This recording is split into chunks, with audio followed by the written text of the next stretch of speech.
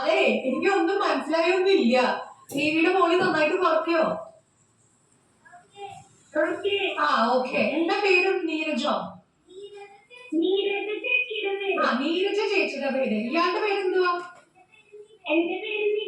നിവേദ്. പിന്നെ വേറെ ആരൊക്കെയുണ്ട് വീട്ടില്? ഓക്കെ. ഓണക്കോടിയൊക്കെ കിട്ടിയില്ലേ? ഓണക്കോടിയൊക്കെ വാങ്ങിച്ചില്ലേ? ഓണക്കോടിയിലാണോ നിക്കുന്നത് ഇപ്പൊ? അല്ലേ?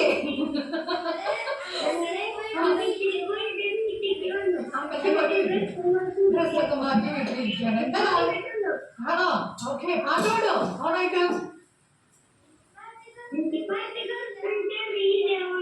ഓണത്തിന്റെ പാട്ടൊന്നും അറിയില്ല. ശരി, അപ്പൊ ഓണം ആഘോഷിക്കുന്ന എങ്ങനെ പോണേ?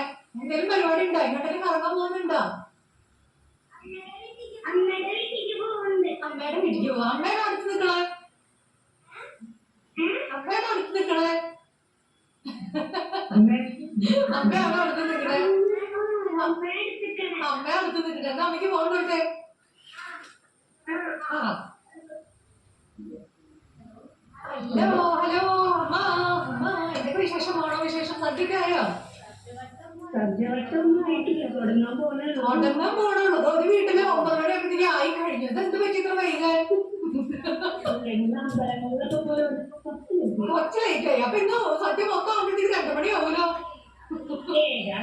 അതില്ല, പരിപാടി ഭയങ്കര സ്പീഡാണ്. ഓക്കെ. അപ്പൊ എന്തായാലും എന്താ വിശേഷം? സുഖമായിട്ടിരിക്കണോ? നല്ല വിശേഷം. പിന്നെ ഇവിടുത്തെ ലൈവൊക്കെ കഴിഞ്ഞ് സദ്യ ഉണ്ട് ഞങ്ങളുടെ TCV ഓഫീസിൽ എല്ലാവർക്കും. അതൊക്കെ കഴിക്കണം. അതൊക്കെയാണ് നമ്മുടെ ഇന്നത്തെ പരിപാടി. വിളിച്ചൊരു സന്തോഷം.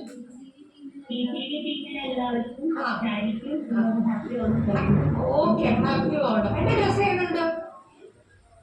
എന്റെ ഡ്രസ് എങ്ങനെയുണ്ട്? ഞാൻ പകടത്തിൽ പോയിട്ടുണ്ടോ? പകടത്തിൽ പോയായിട്ടുണ്ടോ?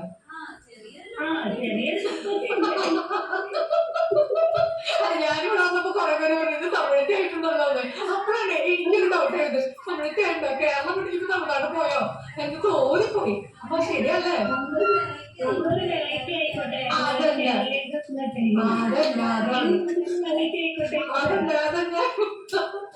എന്തായാലും സന്തോഷം വിളിച്ചാലേ അപ്പൊ ഹാപ്പി ഓണം ഇരിക്കത്തുള്ളൂ കേട്ടോ. അപ്പൊ ഹസ്ബൻഡിന് ഹാപ്പി ഓണം കേട്ടോ. Okay, bye bye bye bye bye.